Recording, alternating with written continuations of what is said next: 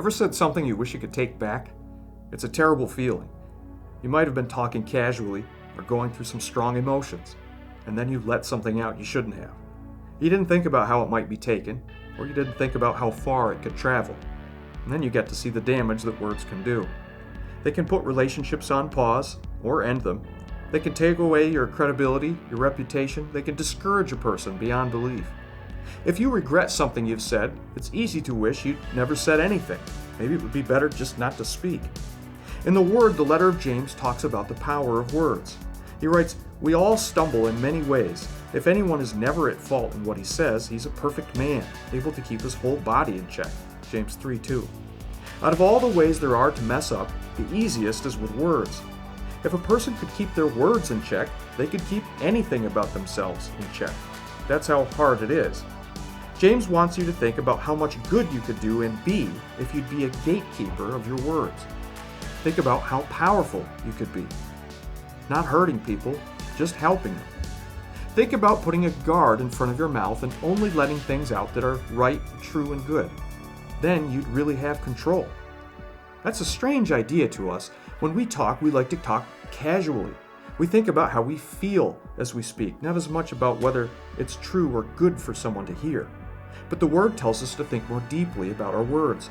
When we put bits into the mouths of horses to make them obey us, we can turn the whole animal, or take ships. Although they are so large and are driven by strong winds, they're steered by a very small rudder, wherever the pilot wants to go. Likewise, the tongue's a very small part of the body, but it makes great boasts. James 3:3-5. In other words, your mouth is physically a small part of your body, but it has the ability to steer the direction of your entire life with almost no effort. James also wrote, "Consider what a great forest is set on fire by a small spark, a world of evil among the parts of the body. It corrupts the whole person, sets the whole course of his life on fire, and is itself set on fire by hell." James 3:5-6. When you don't gatekeep your words, the damage they can do is like having a very small amount of fire in a forest. Words may seem very small at the time, but they can destroy entire lives. They can discourage someone to quit something important, disrupt friendships, kick someone while they're down, tempt someone to do something that will destroy their life eventually. And they could do all of those things to us too. We forget the words we say affect us as much as the people around us. When you're angry, saying angry things can just build on that anger and impact what you do next. When you're depressed, it's easy to say depressing things that make it easy to stay depressed. When you're tempted, the more you talk about what you want, the easier it is to justify it to yourself and then give in to it. Words are powerful. The best thing you can do is recognize how powerful they are, for better or for worse, and commit to being a gatekeeper with God's help. Commit to asking, what's the point of what I'm saying? What good is it meant to do? So many things we say to make ourselves sound good, or look good, or feel good. But how much of what we say is good for people to hear?